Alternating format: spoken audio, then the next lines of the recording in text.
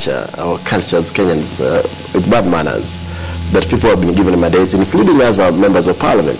We are not ready to put a system in place to make sure institutions operate. And that's been a big problem with every person. But then we have a responsibility. I can tell you, like today and tomorrow, I know there is a good team of the gated registration in terms of immigration. They are doing at Windsor to see the exercise it's smooth and running. Okay. Yeah, go on. I think there is one thing which is very sad, and that one is the warmongering coming from court.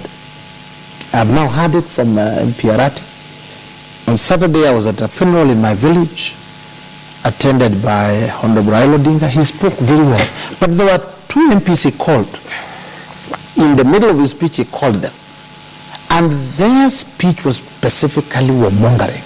How there's going to be rigging and how they're going to fight people. Now you have repeated it here that some people will go away. If you have sensed defeat, as is obviously coming, because the numbers already show that there will be defeat for court, why are you threatening people? Please stop it. If you lose, you lose. If you win, you win. Don't stop this warmongering you called people. That is the part I want you to get very clear. Yes, Imbarati, before I come to Irungu Kangata. You see, there is nothing like we're talking of war, and another thing is that we want to put it clear. If people are intending to steal election, because this is not the first time they're stealing this election. They stole it last time. Of course, we kept and we said, the country is big than Raila. This time we're saying, this time that if you steal, there is no business of saying that the country is bigger than an individual. You meet the consequences of stealing the elections. We must be able to make sure that elections is a part of our culture, that we practice with manners, even for the young generation which is coming up. Okay.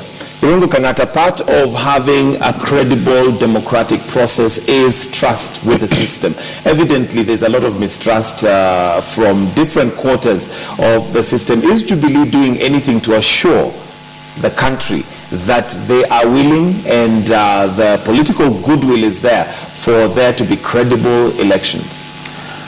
Yes, indeed. And I think there is no better way of showing trust apart from noting the fact that Jubilee has conceded to the key demands that were being made by our counterparts in the opposition. There was an agitation for the removal of IBC commissioners, and there are demonstrations all over. And it appears that the government finally acceded to those demands. The former IBC commissioners were vacated. And then there was this process of appointing new IBC commissioners. When those names were brought before the floor of the House, they were passed in a consensus manner. The opposition agreed to those names. In fact, if you can recall, the chairman of the new IBC even confessed before our committee, which I sit, that is the Justice and Legal Committee of the National Assembly, that he was a former member of the ODM. So strictly speaking, or even one can assume IBC is now being headed by a person who, prior to his joining that institution, was leaning to their side. Also take into account the legal reforms which underpin these coming elections, or reforms which are agreed in a consensus manner. So the point is, I do not think Jubilee can do anything to show trust apart from showing historical development of this election, vindicate our position that we have acceded to all the demands that have been done by them. But it's very clear that they are sensing defeat.